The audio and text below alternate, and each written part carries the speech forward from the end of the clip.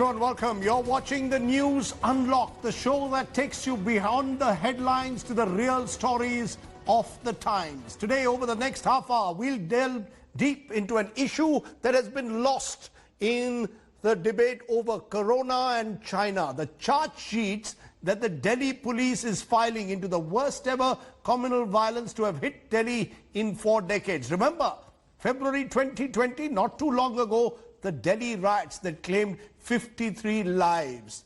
Now, as the cases inch towards a court of justice, there are several question marks that have come about.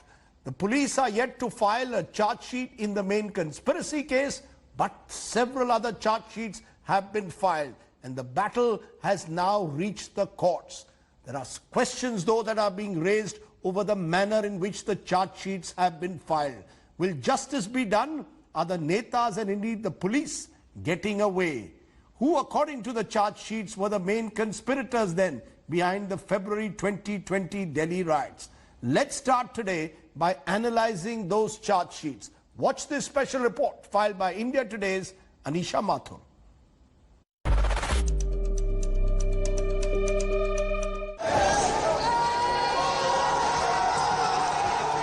February 2020. Within 4 days of the worst ever communal violence in the national capital in 4 decades, 53 people were killed, hundreds were left injured, and scores of people rendered homeless. Almost 5 months later, 751 FIRs and 200 charge sheets have been filed, 1,430 people arrested. This as of July 11th. Out of the total 751 cases, the Special Investigation Team of the Delhi Police Crime Branch is investigating into 59 of them. Till 11th of July, 337 arrests were made and 43 charge sheets were filed. The local police investigating 691 cases arrested 1,079 people till July 11th and 157 charge sheets were filed. Investigation is also underway by the special cell in one case, that of the larger conspiracy, and no charge sheet has yet been filed in that case.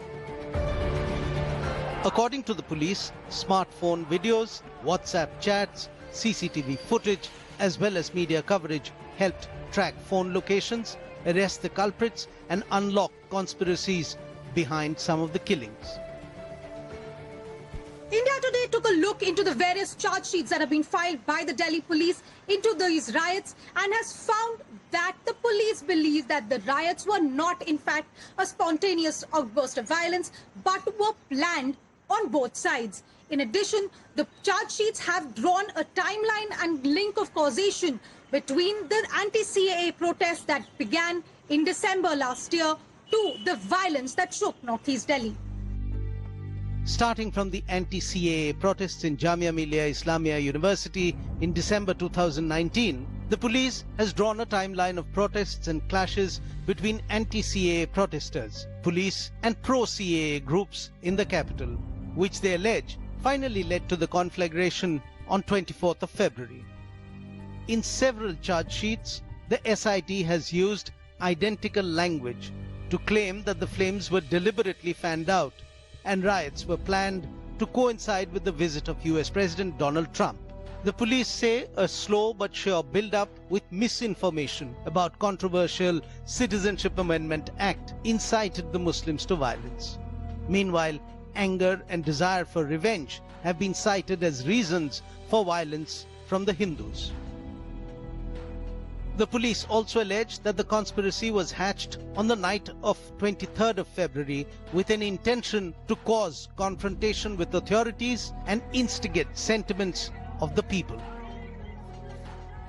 Piecing together the story from various charge sheets, it seems that on 23rd February evening, a secret meeting was held between the anti-CAA protesters, PFI, Pinjra, JCC, etc., where people were warned to prepare for violence. On 24th morning, as stone pelting on the police began, the pro-CAA protesters and persons from Hindu neighborhoods also got involved, leading the situation out of hand. By 25th evening, a WhatsApp group named Hindu Kattar Ekta was formed, where the conspiracy to kill Muslims was hatched, leading to the murder of 9 men at the Pulia. While the charge sheets blame prominent local leaders and activists for inciting anti-CAA protests, which led to agitation amongst Muslims, no politician or local leader has been named in cases of violence by Hindus against Muslims. So now, while the Delhi police charge sheet blames everyone from the local residents to activists to anti-CAA protesters for the Delhi riots, what it fails to mention is the role of any of the political leaders or indeed the incapability of the Delhi police itself to prevent or stop violence, or in some instances be seen to be partisan. Anisha Mathur now looks at the report even more closely to look at the inconsistencies and controversies that are surrounding these charge sheets in the Delhi riots case. The charge sheets filed by the Delhi police in the Delhi riots case seems to have raised more questions than they answer. On 17th July, a group of 72 eminent citizens that included very senior retired civil servants wrote to President Ramnath Kovind seeking a commission of inquiry into the manner of investigation of the Delhi riots. The letter raised serious questions, including that about police complicity in the riots, about custodial torture, and also the absence of any action on complaints received against BJP leaders inciting the mobs. In one of the charge sheets, a witness clearly blames BJP leader Kapil Mishra and his men for inciting violence and rioting. But the Delhi police has not taken cognizance of Kapil Mishra's role anywhere. The video of Mishra's speech in the presence of the area DCP was played as evidence of hate speech in a Delhi High Court room, and the bench had questioned senior police officers for inaction against Mishra and others who made speeches calling for violent pushback against the anti-CAA protesters. While no FIR has been filed against Kapil Mishra, in its latest affidavit before the court on July 14th, the Delhi police has claimed it has found no actionable evidence of hate speech so far. Gated by three, among others, three main politicians. The first was a minister for state in the central government. The second was a member of Parliament, Rajya Sabha, and the third was an MLA. And of course there were many other persons, and they recited a very provocative slogan, Desh ke gadaro ko maro, goli maro sale. Police are now telling us we are not going to charge sheet them because they did not instigate the riots. They said a slogan, but there was no instigation. The only political leader that finds mention in the police charge sheet is the ousted AAP leader Tahir Hussain. Police claims he not only arranged funds, logistics and manpower to execute the riots, but also conspired to kill IB official Ankit Sharma. Sharma was murdered outside Tahir's residence in Khajuri Khas area by a mob. Rather, he is the victim of his circumstances, being a member and councillor of a political party, that is Aam Aadmi Party, and he is not at all involved, and it is rather additional DCP has said on the TV that he was saved along with his family members and took them to a safe place. So on 25th or 26th, on the day of riots, he was not at all there, and no direct evidence, even mobile location, does not relate him with any riots. The letter to the president also questioned the criminalization of anti-CAA protesters by linking it to the riots and the harassment of anti-CAA protesters during interrogation. The indictment of activists like Harsh Mandar, Yogendra Yadav among others for misinforming Muslims has also raised questions about the contents of the charge sheets. So has the arrest of anti-CAA women activists and booking them under the draconian UAPA, such as Safura Zargar, Devangana Kalita and Natasha Narwal, during COVID lockdown and denial of bail to them. After about 3 months in jail, a pregnant Safura was finally granted conditional bail. Almost 5 months after the Northeast Delhi riots, the controversies continue. In a scathing report, the Delhi Minorities Commission has said that the police failed to take proper action during the violence and there was deliberate targeting of Muslim homes, shops and livelihoods, which the police failed to prevent. In addition, the Delhi government and the centre are currently locked in a tussle to decide on who will be prosecuting the hundreds of cases that have come up after these riots. Whether the centre will appoint a special prosecutor or, as the Delhi government wants, the Delhi government standing councils will take over. So let's then get a lawyer and a policeman to make more sense of what has happened in that major charge sheet in the Delhi riots case. Prashant Bhushan, senior advocate, who's part of this exercise to take this issue to the President of India, joins me. I'm also joined by Uday Sahai, former IPS officer here in the national capital. I want to ask you this, Prashant Bhushan. You have gone and got us several people to sign in to suggest that the entire charge sheet is biased against a community. It is also biased against the anti-CAA protesters. It's not based on fact, but innuendo, and that the conspiracy charge against them is false. Are you telling me that that this entire charge sheet, in your view, has been dictated to by the Home Ministry and is not genuine? Why not fight this battle in the court when the charge sheet comes up? See, Rajdeep, it's not just the charge sheet, it's the whole investigation being done by the Delhi police, by different parts of the Delhi police. There have been many videos which have come out which show that there were policemen of the Delhi police who were themselves involved in the rioting, in stone pelting, in beating up people, in breaking CCTV cameras, etc. Now, how can a police organization whose members are themselves accused of the offenses that they are supposed to be investigating, investigate those offenses in a fair manner? This is the same thing that has happened with the Jamia violence. The police went into the library of Jamia Millia, beat up students there, broke up CCTV cameras. It's all been caught on video. And yet, the same police is supposed to be investigating that violence. Same thing has happened in JNU also. That there are videos showing that the police allowed these goons who went inside JNU, beat up students and teachers there, and they escorted them out. The police people escorted these goons out. The videos show who are the culprits, and yet nobody has been arrested. And the same police which escorted these goons in and out is supposed to be investigating that violence. So you are asking for the president to intervene, institute an inquiry under the Commission of Inquiries Act by appointing a retired judge of the higher judiciary. What happens then to the existing probe?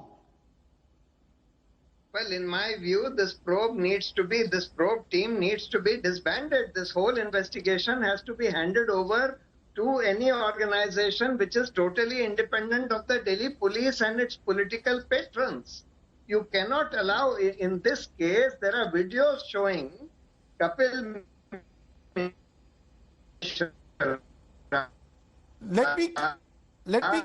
Let me come back to you, Prashant. There's a problem we are having just for a moment with your audio, but let me come to you, Uday Sahai, for a moment, because Uday Sahai, the Delhi police, it appears, is acting as the prosecutor in its own case. Not a single policeman is being held at any level, has been named in any of the charge sheets. No politician of the ruling party is named. The only people who are named are anti-CAA protesters. Therefore, it leads to the allegation that this is one-sided and partisan. While you suggest that there is a link between the riots and the anti-CAA protesters, which may well be proven in a court of law, how come the riot is one-sided, according to the police, when, let's be honest, there were people from both communities involved?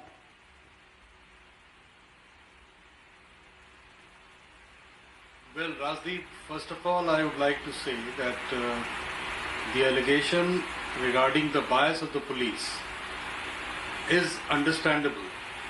Anyone sitting on the fence would take that view, and that's what Mr. Prashant Bhushan is doing. But the point is that police is an investigating agency, and it has been, a number of cases have been filed, more than hundreds, and therefore the investigation normally is carried out by the police itself. Now, to presume that just because police is investigating, within police you have local police, you have crime branch, you have special cell, and the investigations are distributed among the three. So to presume that every agency will work hand in hand with the other side or the police side is a presumption which No, I'll tell you why Mr. Syed goes beyond a presumption. There was this letter which was an order by the Special Commissioner of Police Crime in an order to senior officers saying what? The arrests of some Hindu youth from riot hit areas has led to a degree of resentment among the Hindu community, and due care and protection must be taken place. Now, surely that could also apply to minorities. My point is the police is not supposed to be here to be looking at how will Hindus react or how will Muslims react. They are supposed to ensure that anyone involved is arrested. The fear is that you are arresting some and not others. That is leading to the presumption that maybe the police is not able to conduct a truly non-partisan probe. Well, Rajdeep, I have gone through the letter written by the Special Commissioner, Mr. Praveer Ranjan. Yes. I know the integrity level of Praveer Ranjan. He is one of the finest officers that Delhi Police has for the moment. And to infer that the letter that he has written has some malafide is far-fetched, because the letter you receive, you are the Special Commissioner of Police, you receive petitions, and the petition clearly says that the Hindu boys who are picked up, the whole action of the police, in fact the allegation is against the police, that they are helping out the Muslims, and he is passing out an instruction that make sure that the investigation goes on the correct line, and it's based on fact, it's based on evidence, and if you go through the letter carefully, that's the copybook instruction which any senior officer would like to give to his subordinates in an allegation like this. So there are petitions and counter petitions, and you can understand that we cannot draw an inference based on one side. Prashant Bhushan, respond to that. Is there a tendency at times for, dare I say, someone like you to therefore jump the gun? Here is Uday Sai saying, look, don't question the integrity of the officers. And indeed, the fact is that there are Hindu youth who've been arrested and there are Muslim youth who've been arrested. Yes, the charge sheet seems to suggest some kind of a link between the anti-CAA protesters, between certain local groups on the ground, and suggests that there could be criminal gangs involved. But to be fair, the charge sheet also names Hindu youth. It's not only one-sided in that sense. Why, therefore, are you rubbishing the charge sheet prima facie at this stage itself?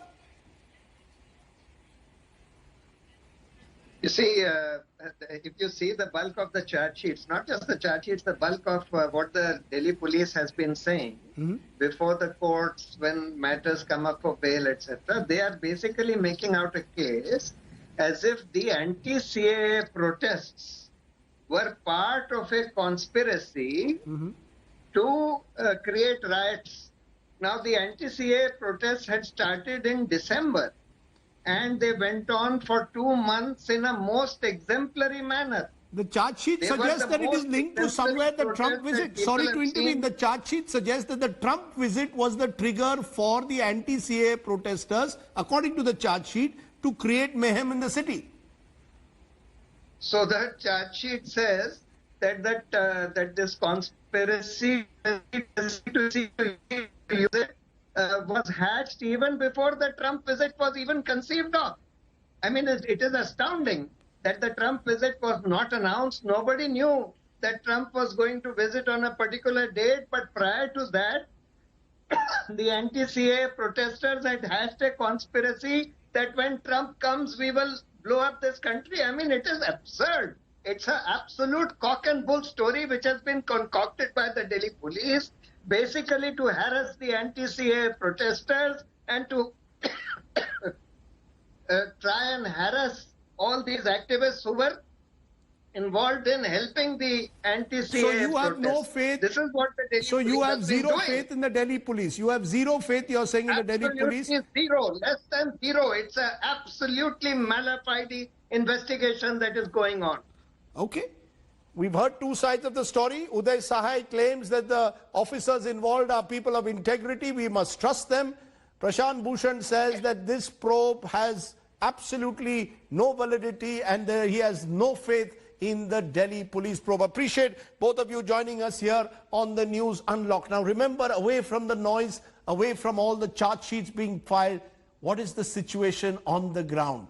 5 months ago, in February, Northeast Delhi saw riots that claimed 53 lives. Property worth crores was damaged. Those affected have now slowly started rebuilding their lives. India Today's Aishwarya Paliwal brings you this report from the bylanes of Northeast Delhi, where she spoke to those who were most affected by the riots. Take a look. One of the most horrifying images of the 2020 Delhi riots was from a tyre market in Northeast Delhi. As flames engulfed the once thriving market, rioters fanned out in the area. There were 224 shops in the market, most of them owned by Muslims, and 90% of the market was gutted in the fire. इस market को कम से कम 50-60 लाख रुपए लगता है सही कराने सही में हाँ जी वैसे तो नहीं चल रही है अभी लोग बाग डरे हुए हैं यहाँ पे आने से डर रहे हैं लोग बाग मार्केट में इसमें अभी समय लगेगा मैडम जैसे पहले थी वैसी वो बात नहीं है इसमें अभी आने में समय लगेगा इस चीज में People like Arinder Kumar and Mohammad Yusuf are now trying hard to put the riots behind them and move forward. 5 lakh से ऊपर का नुकसान हो गया हमारे एक दुकान का जो 2 शॉप हैं दोनों की मरम्मत करवाई आपने? हाँ दोनों की आप देखिए ना दोनों की हर चीज दोबारा बनवाई है हमारे नजर में जो यहाँ कस्टमर भी आता है चाहे वो हिंदू हो कोई सा ही मजहब का सब प्यार मोहब्बत से रहते हैं मैं भी एक मुस्लिम दुकानदार के यहाँ हमारे भाई हैं मैं हिंदू हूँ मैं आता हूँ बचपन से आता हूँ हमारे रिलेशन है ऐसा कुछ नहीं है यहाँ पर ठीक है ना वो सब धारणा है कुछ राजनीतिक पार्टियों की और कुछ ऐसे लोग होते हैं कि पॉलिटिकल बैकग्राउंड होते हैं जिन लोगों के वो लोग गलत फायदा उठाते हुए लोगों को उल्टा परेशान करते हैं It isn't just the tyre market which is limping back to normalcy. Another image which sent shivers down people's spine was the visuals of a petrol pump in Bhajanpura. The pump was set ablaze by rioters. As India Today spoke to the people in the neighborhood, the restoration of the petrol pump mirrored the relationship between Hindus and Muslims in the area, an uneasy mixture of calm and tension. Now, as you can see, this site tells you the kind of violence which took place 5 months back. But yes, the people who are working here are saying that they are now hopeful that the situation between Hindus and Muslims in this region will normalize.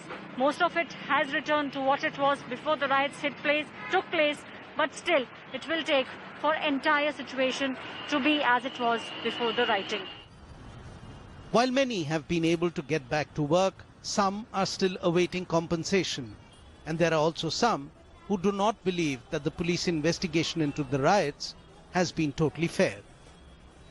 हम लोगों की दुकानें लूटी हैं सारा कुछ हम ही लोगों के घर चले हम ही लोगों में से मारा गया हम ही लोगों को पीटा गया जो पुलिस बता रही है इस चीज को वो एक तरफ का एक उल्टा बता रही है बाकी हमें यह है न्यायपालिका पर पूरा भरोसा है इस चीज का जो होगा वो सच्चाई सामने आएगी ऐसा नहीं है Scars are yet to heal. Families who had fled their houses are yet to move on from the incident. But there is some kindling of hope. 56-year-old Yusuf, with his family, took shelter at his Hindu friend's residence because the mob had reached his house. तो भाई साहब कहने लगे हम आपके यहाँ आ जाएं? मैंने कहा भाई साहब कैसी बात कर रहे हो मोस्ट वेलकम आपका घर है अगर आप डर रहे हो मैं खुद आ रही हूँ वहाँ मैं खुद अकेली लेने गई मैंने इनको फटाफट यहाँ लेके आए हम अपने घर तो कभी उनको ये भी नहीं कहा कि तुम मोमडन हो या तुम मुसलमान हो हमें ये चीज है ही नहीं दिमाग में हमारे नहीं ऑल ओवर हमारे पूरे गांव में किसी के भी नहीं है आपके हिसाब से स्थिति अब सामान्य जी बिल्कुल बिल्कुल सामान्य है कोई दिक्कत नहीं है The Delhi police charge sheet, many believe, also shows that the investigation which is being done is one-sided. The police in the charge sheet said that Hindus gathered together only in self-defense, and it was in fact the Muslim community which started the riots. Most of the people in the area believe that even though they have been staying together for the past 60 years, staying together with harmony for the next decade is something which now seems very difficult because the rioting has left such deep scars. This is Aishwarya Paliwal reporting from New Delhi with camera person Pradeep Gupta. That's it then on this show. Remember, as the title of the show suggests, News Unlocked. We will continue to look for those issues that go beyond the news and get you ground reports. That's what news is supposed to be about. Thanks for watching News Without the Noise. Bye for now.